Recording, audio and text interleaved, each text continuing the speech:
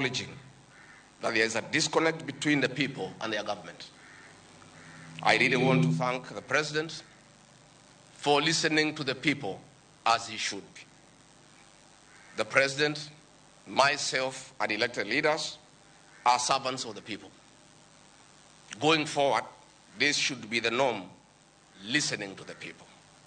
I'm on record for the last 3 months of asking leaders to listen to the ground. And I'm happy that my boss, my president, has listened to the people of Kenya.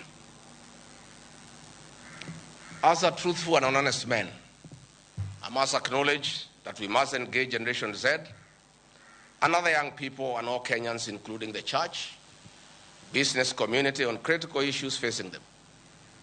It seems that either we have not listened enough or we have not communicated our intentions effectively, yet many have voiced their concerns.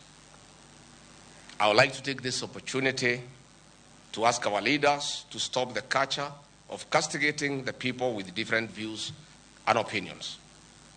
It is time for leaders to tone down and stop the habit of talking down to the people.